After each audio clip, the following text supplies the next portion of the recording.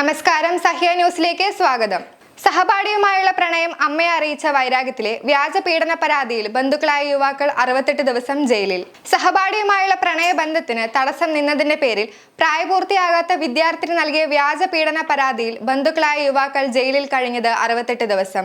പരാതി വ്യാജമാണെന്ന് വെളിപ്പെടുത്തി പെൺകുട്ടി നേരിട്ടെത്തിയതോടെ ഹൈക്കോടതി 2 യുവാക്കൾക്കും ജാമ്യം അനുവദിച്ചു. ജയിൽവാസം അനുഭവിക്കേണ്ടി വന്ന 19-20 വയസ്സുള്ള യുവാക്കൾക്ക് സർക്കാർ ചെലവിൽ കൗൺസിലിംഗ് നൽകാനും ജസ്റ്റിസ് CS ഡയസ് ഉത്തരവിട്ടു. പ്രായപൂർത്തിയാകാത്ത കുട്ടികൾ നൽകുന്ന പീഡന പരാതിയിൽ അറസ്റ്റ് ഉൾപ്പെടെയുള്ള നടപടി സ്വീകരിക്കും മുൻപ് ജാഗ്രത വേണ്ടതുണ്ടെന്നും ഇക്കാര്യത്തിൽ സർക്കാർ മാർഗനിർദ്ദേശങ്ങൾക്ക് രൂപം നൽകണമെന്നും കോടതി പറഞ്ഞു.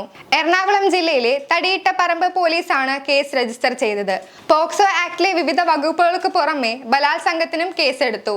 യുവാക്കളിൽ ഒരാൾ 2017 താൻ 6ാം ക്ലാസ്സിൽ പഠിക്കുമ്പോഴും മറ്റൊരാൾ കഴിഞ്ഞ വർഷവും പീഡനത്തിന് ഇരയാക്കിയെന്നായിരുന്നു പെൺകുട്ടിയുടെ പരാതി. കഴിഞ്ഞ മെയ് 30-ന് യുവാക്കൾ അറസ്റ്റിലായി. ഇരുവരുടെയും ജാമ്യ ഹർജിയോടൊപ്പം പരാതി വ്യാജമാണെന്ന് പെൺകുട്ടിയും പിതാവും സത്യവാങ്മൂലം ഫയൽ ചെയ്തിരുന്നു. പിന്നാലെ കോടതി പെൺകുട്ടിയെ വിളിച്ചു വരുത്തി സംസാരിച്ചു.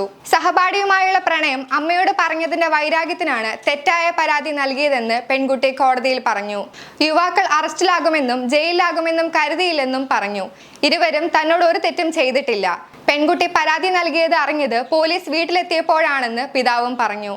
പോക്സോ നിയമം ദുരുപയോഗം ചെയ്യപ്പെടുന്നതിന് ഉദാഹരണമാണിതെന്ന് കോടതി പറഞ്ഞു.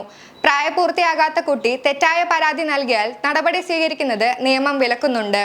എന്നാൽ നിയമം ഇത്തരത്തിൽ ദുരുപയോഗം ചെയ്യപ്പെടുന്നത് വലിയ ഭീഷണിയാണെന്നും കോടതി പറഞ്ഞു. 50,000 രൂപയുടെ ബോണ്ടിലും തുല്യതുകയുടെ 2 ആൾജാമ്യത്തിലുമാണ് യുവാക്കൾക്ക് ജാമ്യം അനുവദിച്ചത്.